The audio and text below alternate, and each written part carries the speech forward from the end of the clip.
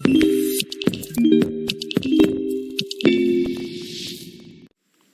Guys, welcome back to our YouTube channel Edurahi. दोस्तों, आज के वीडियो लेक्चर में हम डिस्कस करेंगे one of the most fundamental topic and concept of international relation, जिसे हम स्टेट कहते हैं। Generally what comes to your mind when you talk, think or see the debates in TV newsrooms or read in print media about the concept of state in international relations? देखा जाए तो generally images of border disputes, territorial incursions, conflict and war, diplomacy and treaties come to one's mind. पर दोस्तों, this does not define the entire concept of state in IR. Actually में state in international relations is much more than this, and in fact it is beyond this. इसीलिए state को IR में better समझने के लिए we need to understand the important historical events that shaped the modern understanding and definition of state in international relations. इसीलिए आज के इस वीडियो लेक्चर में हम स्टेट को इंटरनेशनल पर्सपेक्टिव से समझेंगे। पहले हम बात करेंगे how state evolved into present form in IR through different treaties and conventions. Second जानेंगे कि कैसे आईआर के डिफरेंट थेरीज जैसे कि रियलिज्म, लिबरलिज्म, मार्क्सिज्म और फेमिनिज्म स्टेट का कॉन्सेप्ट आईआर में देखते हैं। तो चलिए दोस्तों, शुरू करते हैं आज का video lecture state in international relations. दोस्तों, the first historical event which formed the bedrock and popularised the concept of state in IR is the 1648 treaty of Westphalia, जिसे हम treaty of peace of Westphalia के नाम से भी जानते हैं। Guys, treaty of Westphalia 1648 में साइन हुई। Actually it came in the backdrop of 30 years of war, जो कि यूरोप में 1618 से 1648 तक चल रहा था। दोस्तों, यूरोपियन हिस्ट्री में 30 years ऑफ वॉर को वर्स्ट कॉन्फ्लिक्ट कंसिडर किया जाता है। ये war territorial claims, religious lines, dynastic और कॉमर्शियल इंटरेस्ट के ऊपर फाइट किया गया और finally 30 years of war ended हुआ with the sign of treaty of Westphalia. इस ट्रीटी ने diplomacy, mediation between states, legal equality of sovereign members के अलावा और भी इंपॉर्टेंट चीज़ों के बारे में बात की। इस ट्रीटी ने एक्नॉलेज किया टेरिटोरियलिटी, सॉवरेनिटी और ऑटोनॉमी को भी। टेरिटोरियलिटी, सॉवरेनिटी और ऑटोनॉमी बहुत सिग्निफिकेंट अचीवमेंट्स थे in the development of the concept of statehood.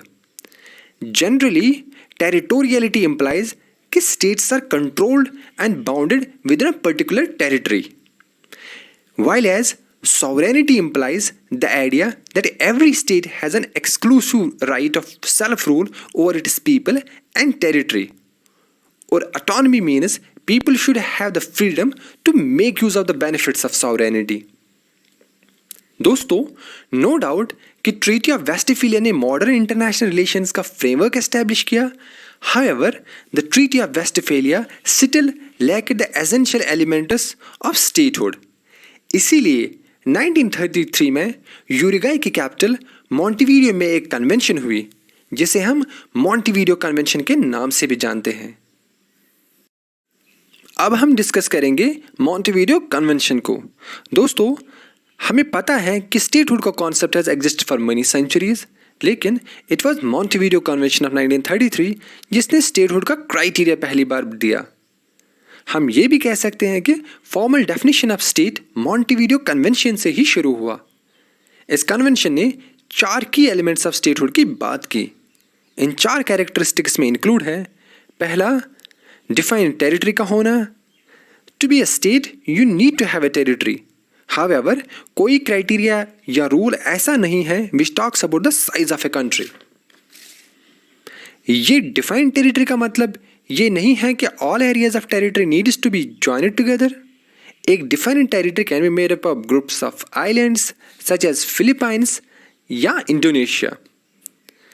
दूसरा एलिमेंट है पॉपुलेशन। जैसे स्टेट नीड्स टेरिटरी, इसी तरह it also needs population. Population के लिए भी कोई क्राइटेरिया फिक्स नहीं है। Third element is independent government. State होने के लिए एक फॉर्मल एडमिनिस्ट्रेशन का होना ज़रूरी है, क्योंकि government carries the basic functions of administration. और last essential feature of state according to Montevideo convention is entering into the relations with other states. दोस्तों 1933 में जब मॉन्टेविडियो कन्वेंशन साइन हुआ, ये माना जाता था कि स्टेट सिर्फ और सिर्फ बाकी स्टेट्स के साथ ही रिलेशंस एस्टेब्लिश कर सकते हैं, पर आज का definition of state has widened. आज स्टेट इंटरनेशनल ऑर्गेनाइजेशन से, नॉन गवर्नमेंटल ऑर्गेनाइजेशन से, बड़े बड़े कॉरपोरेशंस जैसे कि गूगल हो या अमेज़ोन हो, इसके साथ स्टेट इंटरेक्ट करते हैं। इसीलिए दोस्तों आज की the most accepted definition of state in international relations contains the following 4 elements: territory, population, government और सॉवरेनिटी। दोस्तों sovereignty implies the supreme and exclusive control over the territory. अब हम ये कह सकते हैं आईआर में हम स्टेट उस पॉलिटिकल एंटिटी को कहते हैं जिसमें पॉपुलेशन हो, टेरिटरी हो, गवर्नमेंट हो और फाइनली सॉवरेनिटी हो। इवन दोस्तों यूनाइटेड नेशंस का आर्टिकल 2 सेक्शन 1B एक्नॉलेज करता है sovereign equality of all its member states. दोस्तों since we are clear with the definition of state in IR now, अब हम कह सकते हैं कि स्टेट एक इंपॉर्टेंट एक्टर है इंटरनेशनल रिलेशंस में, जिसकी अपनी एक फॉरेन पॉलिसी होती है और जो अपने नेशनल इंटरेस्ट को परस्यू करता है। स्टेट को इंटरनेशनल रिलेशंस में डिफाइन करने के बाद अब हम देखते हैं कि इंटरनेशनल रिलेशंस की डिफरेंट थ्योरीज स्टेट को कैसे देखती हैं। तो दोस्तों शुरू करते हैं रियलिज्म से। दोस्तों realism has dominated the IR scholarship for a long time and it still continues to be. Realism behaviour of states को एक्सप्लेन करते हैं in international system. Let's see one by one कि कैसे रियलिज्म डिफाइन करती है states को in international relations. Realism state को primary actor consider करता है इन इंटरनेशनल रिलेशंस, मतलब रियलिज्म स्टेट प्राइमेसी की बात करता है। रियलिज्म ये भी आर्ग्यू करता है कि स्टेट्स यूनिटरी एक्टर्स हैं and at the same time वो रैशनल एक्टर्स भी हैं जो अपना इंटरेस्ट जानते हैं। इसलिए रियलिस्ट्स के लिए सर्वाइवल, सिक्योरिटी और पावर जैसी चीज़ें are central to states in international politics. So realism international organisations, regional organisations, non state actors को सेकेंडरी समझते हैं। सेकेंड की point of realism is anarchy. Realism international system को एनार्की कंसिडर करते हैं because there is no central authority to govern the behaviour of states. Kenneth Waltz, जिन्हें हम father of structure realism भी कहते हैं, he talks about the anarchic structure of international politics. Third की point of realism is survival and self help. Realism की perspective से सब states का प्राइमरी कंसर्न सर्वाइवल होता है। Every state is busy to further its own interest. क्योंकि state self help system में exist करती है, इसीलिए हर स्टेट अपनी सर्वाइवल के लिए खुद ही रेस्पॉन्सिबल है और ऐसे कॉम्पिटिटिव एनवायरनमेंट में हर स्टेट पावर को बढ़ाना चाहती है to increase their security. Next key feature of realism is security dilemma. Realists believe कि एनार्की एक इंटरनेशनल सिस्टम की रियलिटी है, इसलिए states do not believe either in the intentions or they don't actually believe in other states. ऐसे situation में जहां एक state अपनी सिक्योरिटी इंक्रीज करता है तो वहीं दूसरी स्टेट इसे सिक्योरिटी थ्रेट परस्यू करती है। इससे मिसट्रस्ट और इनसिक्योरिटी होती है, जिससे सिक्योरिटी डायलेमा होता है। एक तरफ तो सिक्योरिटी डायलेमा से मिसट्रस्ट बढ़ता है बिटवीन द स्टेट्स और वहीं दूसरी तरफ कॉन्फ्लिक्ट एस्केलेट होता है। इसीलिए states believe in the accumulation and in increasing the power. इसके साथ साथ रियलिस्ट्स जब भी पावर की बात करते हैं तो they think of relative gains और they think of relative power, कि हमें कैसे फ़ायदा होगा at the end of the day. Next feature of realism is relative power. दोस्तों realists see the effects of an action towards power balances. Realists state को देखते हैं competing with each other to increase and maximize their benefits and nothing else. Next key feature of realism vis-a-vis state in international relations is national interest. Realists believe कि states rationally act करते हैं ताकि वो अपना national interest pursue कर सके। Realists के लिए ये national interest can be about preserving sovereignty, territorial integrity and economic interests. रियलिस्ट्स के लिए nothing is above national interest. इसीलिए जब भी वो फॉरेन पॉलिसी डिसीजंस की बात करते हैं so it is guided by national interest. इसीलिए कहा जाता है कि पावर और national interest is central to realism in international relations. Now let's move to the next theory, liberalism. दोस्तों, लिबरलिज्म थ्योरी को जब हम इंटरनेशनल रिलेशंस में अप्लाई करते हैं तो ये स्टेट को एक इंपॉर्टेंट एक्टर मानता है, बट लिबरलिज्म स्टेट को सोल एक्टर नहीं कंसिडर करता। लिबरल्स इंटरनेशनल कोऑपरेशन, इंस्टीट्यूशंस और शेयर्ड वैल्यूज पे एम्फसाइज करते हैं सो दैट इससे पीस, स्टेबिलिटी और prosperity promote among states in the interconnected global system. अब हम डिस्कस करेंगे कुछ फीचर्स ऑफ लिबरलिज्म स्टेट को लेके इंटरनेशनल रिलेशंस में। दोस्तों, एज वी नो, लिबरल्स भी स्टेट को इंपॉर्टेंट एक्टर समझते हैं, जैसे कि रियलिस्टिक थिंकर्स। लिबरल स्टेट्स को रैशनल एक्टर कहते हैं। इनफैक्ट लिबरल्स आर्ग्यू करते हैं कि स्टेट जब अपने इंटरेस्ट को मैक्सिमाइज करते हैं वहीं पे वो म्यूचुअल गेन्स के थ्रू इनडायरेक्टली कोऑपरेशन को प्रमोट करते हैं। दूसरा फीचर लिबरलिज्म का स्टेट को लेके ये है कि state has multiple stay of interests, not just one interest realist वालों की तरह। Here they differ with realistic understanding of state IR, जहाँ रियलिस्ट नेशनल इंटरेस्ट, पावर और सिक्योरिटी को सब कुछ समझते हैं, वहीं liberals multiple stay of interests की बात करते हैं, विच में include economic prosperity, climate change discussion, sustainable development goals, pandemic, multilateral corporation जैसे इंटरेस्ट्स। Since states multiple stay of interest को परस्यू करते हैं, इससे कॉर्पोरेशन और भी बढ़ जाता है। नेक्स्ट फीचर है कॉर्पोरेशन एंड इंटरडिपेंडेंस। लिबरल समझते हैं कि कॉर्पोरेशन और इंटरडिपेंडेंस की वजह से स्टेट्स के दरमियान कॉन्फ्लिक्ट्स रिजॉल्व होते हैं। इसीलिए लिबरल्स एब्सोल्यूट गेन या म्यूचुअल गेन को सपोर्ट करते हैं जब स्टेट्स कॉपरेट या नेगोशिएशन करते हैं।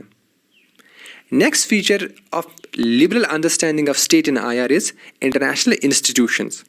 दोस्तों, लिबरल्स जब भी स्टेट की बात करते हैं तो दे आर्ग्यू कि इंटरनेशनल इंस्टीट्यूशंस प्लेटफॉर्म प्रोवाइड करते हैं। किस चीज़ के लिए? डायलॉग के लिए, डिस्कशन के लिए, नेगोशिएशन के लिए, जिसकी वजह से कॉमन रूल सेट होते हैं और कॉमन नॉर्म्स भी एस्टेब्लिश होते हैं इन द प्रोसेस। दोस्तों, चाहे इंटरनेशनल रिजीम्स हो या इंटरनेशनल इंस्टीट्यूशंस हो, ये फ्रेमवर्क तैयार करते हैं कोऑपरेशन के लिए या डिस्प्यूट रेजोल्यूशन के लिए। इनफैक्ट इस म्यूचुअल एंगेजमेंट से कोऑर्डिनेशन फैसिलिटेट होता है which help us in managing conflicts so that stability को प्रमोट किया जाए। फॉर एग्जांपल यूएन या डब्ल्यूटीओ या regional organisations all provide and facilitate cooperative engagement. दोस्तों, रियलिज्म के कंपैरिजन में अगर देखा जाए तो लिबरलिज्म स्टेट के लिए बहुत ऑप्टिमिस्टिक व्यू रखता है। Next main stream theory Marxism है, जो कि आईआर में स्टेट को as an instrument of domination, class exploitation और मैनिफेस्टेशन ऑफ रूलिंग क्लास के एंगल से देखती है। First feature of Marxist understanding of state in IR is class character of state. Marxist state को क्लास कैरेक्टर के perspective से देखते हैं। इनके अकॉर्डिंग स्टेट डोमिनेंट क्लास के इंटरेस्ट को सर्व करते हैं। डोमिनेंट क्लास का मतलब मार्क्सिज्म में बोर्जुआजी क्लास है, जिनको हम हैव्स भी कहते हैं। स्टेट हैव्स के इंटरेस्ट को सर्व और परपेचुएट दोनों करती है, while as have nots are exploited. This shows the class character of Marxist theory of state in IR. State का primary function as per Marxism is the protection and advancement of interests of capitalist class है, even if it comes at the cost of perpetuating inequalities या or at the exploitation of the working class. Marxism की language में working class को proletariat कहते हैं। Next है state as an instrument of capitalism. Marxism के according state is an instrument of capitalism. इनके according one, state manages the conflict between the capitalists in the international system, और second, state capitalists के economic interest को promote और facilitate करते हैं, be it at domestic level और internationally. Therefore, state plays primary role in capital accumulation for capitalist class, और इसके लिए state necessary legal और institutional framework भी तैयार करती है। इसके बाद next feature is state's role in imperialism. दोस्तों, मार्क्सिस्ट्स बिलीव कि state serve the interest of capitalist elites using their power to expand influence, control and extract resources and exploit other countries for economic gains in IR. और इसे हमने world history में भी देखा है कैसे कैपिटलिस्ट्स ने अपने इंटरेस्ट के लिए कैसे उन लोगों ने एशिया एंड अफ्रीका को कैसे अंडर देयर इंपीरियलिस्टिक एम्बिशंस के अंडर लाया। स्टेट्स कोई भी स्ट्रैटेजी परस्यू कर सकती हैं, be it military intervention, economic dominance, market expansion, resource extraction जैसी चीज़ें। इनफैक्ट जिससे भी रूलिंग क्लास या कैपिटलिस्ट क्लास को प्रॉफिट एक्यूमुलेशन या मैक्सिमाइजेशन हो, they resort to that strategy. Next है role of state in maintaining hegemony.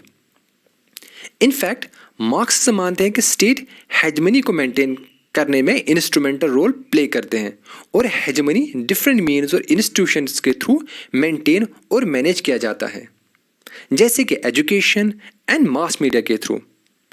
Actually ग्रामशी is the biggest proponent of this idea कि रूलिंग क्लास कैसे डोमिनेंस मेंटेन करते हैं through norms, through values and ideologies in society. Finally the last feature of Marxism is interstate conflict. दोस्तों, Marxism के according economic factors ही history को shape करते हैं। Marxism sees economic interests even behind the interstate conflicts. War हो, resources के ऊपर conflict हो या मार्केट को एक्सेस करना हो, it is driven by profit maximisation of the capitalist class. Therefore fundamentally interstate conflict capital accumulation के लिए होता है and capitalists are the driving force behind it. इसी के साथ अब हम फाइनल सेक्शन को डिस्कस करेंगे, जिसमें हम देखेंगे कि how feminism sees state in international relations. दोस्तों, the first feature of feminist understanding of state in IR is कि feminist see the gender nature of state. Feminists argue करते हैं कि स्टेट एक पैट्रियार्कल एंटिटी है जिससे जेंडर्ड हायरार्कीज और inequalities reproduce होते हैं। वो ये भी आर्ग्यू करते हैं कि स्टेट पैट्रियार्कल नॉर्म्स से इन्फ्लुएंस होता है, जिससे marginalisation and subordination of women in IR takes place. In fact हम ये भी कह सकते हैं कि स्टेट का एक जेंडर्ड बायस है फेवरिंग मैन। नेक्स्ट पॉइंट है gender and foreign policy. Feminist scholars argue करते हैं कि gender norms foreign policy decisions को इन्फ्लुएंस और शेप करती हैं। That's the reason we still see the absence of women in foreign policy agenda setting, और we also see the low women participation in peace and security process across the globe. This shows that foreign policy is still skewed and is in favor of men. Next point is gendered power structures. Feminists argue करते हैं कि बाकी institutions की तरह states are shaped by patriarchal power structures, जिससे gender inequalities produce होती हैं। ये power structures decision making processes and policies को इन्फ्लुएंस करते हैं, बोथ है domestic and internationally. One of the important and major claims of feminist theory is कि state is a masculinised entity. Feminist scholars ये argue करते हैं कि state एक मास्कुलिनाइज्ड एंटिटी है और इस मास्कुलिनाइज्ड स्टेट के कैरेक्टरिस्टिक्स इंक्लूड एग्रेशन, डोमिनेंस और कॉम्पिटिशन। मास्कुलाइज्ड स्टेट सिक्योरिटी और मिलिट्री कंसर्न को प्रायोरिटी देता है। Social welfare, human security, rehabilitation जैसे इश्यूज को अंडरमाइन किया जाता है, which disproportionately affects women and vulnerable groups. इसी के साथ आज का वीडियो लेक्चर खत्म होता है। तो दोस्तों, आप सबको ये वीडियो कैसा लगा कमेंट सेक्शन में हमें ज़रूर बताइएगा। आई होप आप सबको स्टेट इन आईआर और डिफरेंट आईआर थ्योरीज के पर्सपेक्टिव्स का ये वीडियो लेक्चर अच्छे से समझ आया होगा। आपका कोई भी डाउट या क्वेरी हो तो उसे कमेंट बॉक्स में पूछ सकते हैं। इसी के साथ दोस्तों, आज के इस वीडियो को ज़्यादा से ज़्यादा लाइक करें, चैनल को सब्सक्राइब करें और अपने दोस्तों के साथ ज़रूर शेयर करें। Also don't forget to subscribe Edurahi channel और बेल आइकन को प्रेस कीजिए ताकि आपको हमारी वीडियो का नोटिफिकेशन सबसे पहले मिले। सो गाइज, मिलते हैं नेक्स्ट वीडियो में। तब तक के लिए take care and stay tuned for more updates on एडुराही।